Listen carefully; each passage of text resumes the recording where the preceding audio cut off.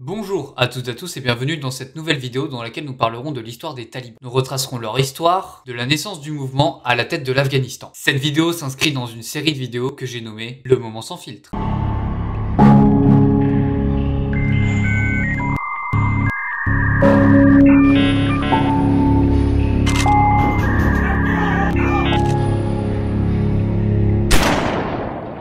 Nous sommes en 1989 et la guerre froide vient de se terminer. Les forces soviétiques partent donc. 3 ans plus tard, le régime communiste afghan tombe. Les Moudjahidines entrent à Kaboul en avril 1992. Les Moudjahidines sont les groupes armés qui s'étaient battus contre l'armée rouge avec le soutien des Américains et des Pakistanais. Les Moudjahidines, incapables de s'accorder sur l'administration du pays, font plonger petit à petit le pays dans une guerre civile. Et c'est là qu'il y a l'émergence des talibans.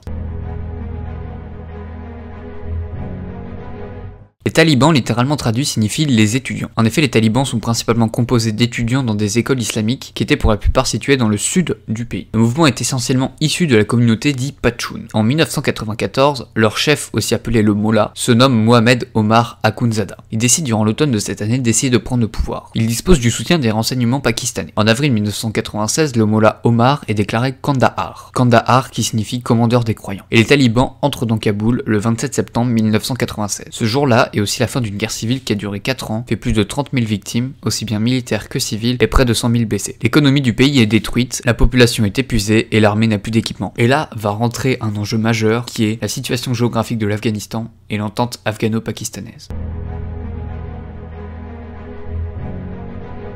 En effet, à ce moment-là, les talibans ont un impact partout en Afghanistan, sauf dans la vallée du Panjshir, qui se situe dans le nord-est du pays. La vallée du Panjshir qui est sous le contrôle du parti politique Jamaat-e-Islami, un parti qui a déjà lutté contre l'armée rouge et qui peut être défini comme communautariste. Il est présidé par Ahmad Shah Massoud. Bref, revenons aux talibans. Après leur arrivée à Kaboul, ils se sont présentés comme les personnes qui incarnent un mouvement de paix, censé incarner l'ordre moral. De plus, ils ont un actif soutien du Pakistan qui est un pays voisin. En effet, les talibans et le Pakistan sont proches idéologiquement et se promettent une stabilité mutuelle. De plus, l'Afghanistan a tout intérêt à bien s'entendre avec le Pakistan, car ils sont une porte pour eux vers l'Asie.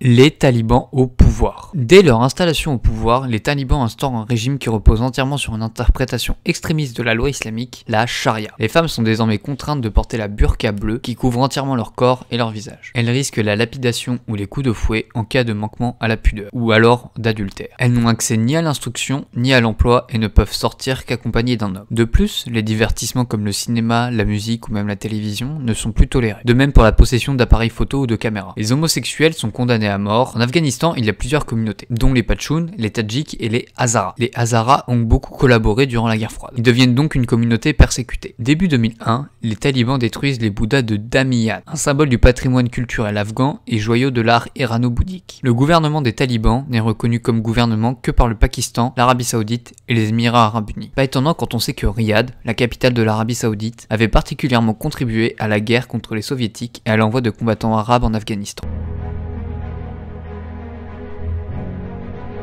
La vengeance des Américains. Le pays abrite à partir de 1996 le mouvement Al-Qaïda d'Oussama Ben Laden. Ben Laden aura même épousé une fille du Mollah. Après les attentats du 11 septembre 2001, Washington fait une demande d'extradition envers Ben Laden, que les talibans refusent. Invoquant leur volonté de vengeance mais surtout la guerre contre le terrorisme, les États-Unis ainsi que leurs alliés, principalement les Britanniques, commencent à bombarder l'Afghanistan le 7 octobre 2001. Leurs opérations accompagnent l'avancée au sol des soldats de l'Afghanistan venant de la vallée du Panjshir dont j'ai parlé précédemment. Ils sont sous la direction du commandant Massoud. Les villes contrôlées par le taliban tombent l'une après l'autre. Kaboul est prise sans combat le 13 novembre 2001. Les accords de Bonn de décembre 2001 visent à construire un état afghan sans eux. Les talibans et Oussama Ben Laden sont désormais des fugitifs. C'est à partir de là que cela devient un problème international.